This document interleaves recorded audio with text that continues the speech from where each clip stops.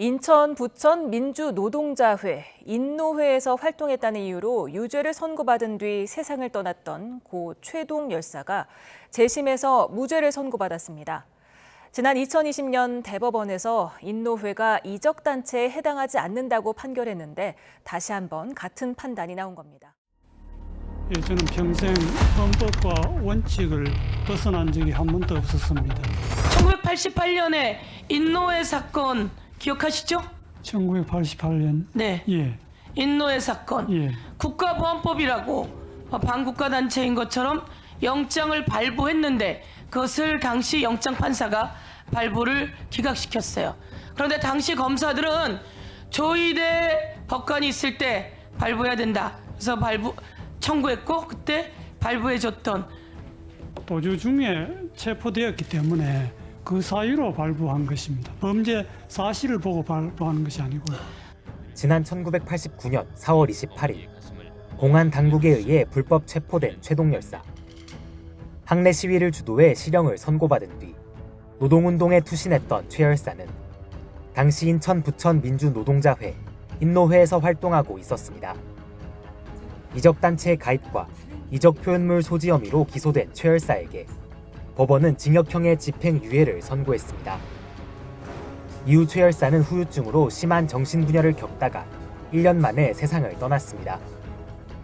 오빠가 얼마나 힘들고 억울했을까. 근데 왜 그 당시에는 그렇게 표를 하고 있는데 모르고 있었을까. 이후 유가족들은 최 열사 명예를 회복하기 위해 법원에 재심을 청구했고 사법부는 35년 만에 최 열사에게 무죄를 선고했습니다.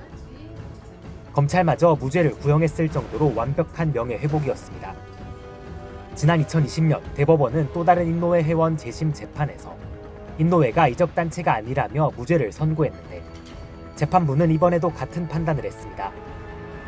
또 당시 치안본부 수사관들이 최 열사를 불법 체포했고 영장 없이 증거를 압수했다며 이적 표현물 소지 혐의에 대해서도 무죄를 선고했습니다.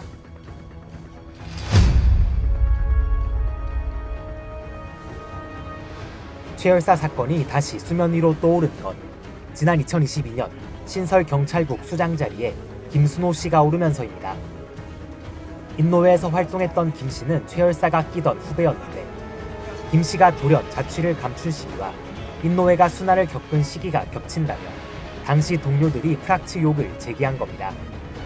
남은 가족들은 인노회를 이적단체로 최 열사를 반공으로 몰았던 이들이 이제라도 성찰하길 바랐습니다.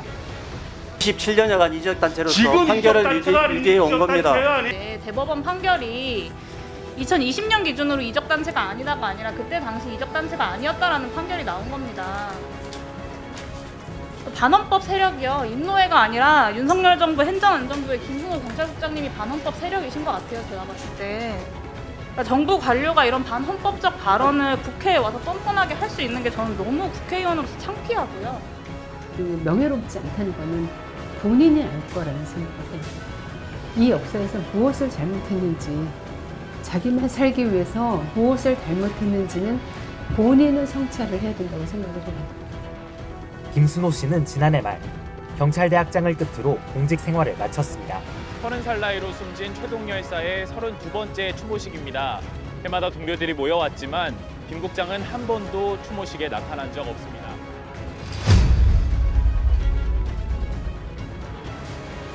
기각된 영장을 재청구했는데 후보자가 발부하신 것처럼 그렇게 이해를 했는데 맞습니까? 오래돼서 기억이 안 나는데만은 그 당시 그 피의자들이 전부 상당 기간 도주 중에 체포가 됐었습니다.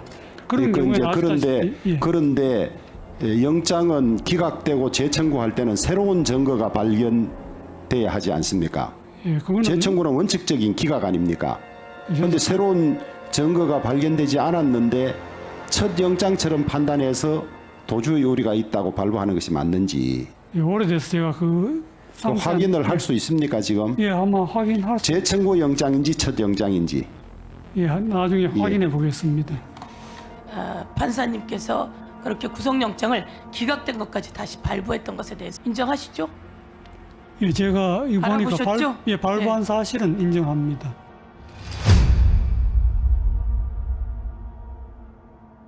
경북 경주 출신인 조 대법원장은 서울대 법대를 졸업하고 1986년 판사로 임관했습니다. 이후 서울고법 부장판사, 대구 지법원장 등을 거쳐 2014년 양승태 당시 대법원장의 제청으로 대법관에 임명됐습니다. 2020년 대법관 퇴임 후엔 성균관대 로스쿨 석좌 교수로 활동하다 2023년 12월 윤석열 정부에서 대법원장으로 취임했습니다.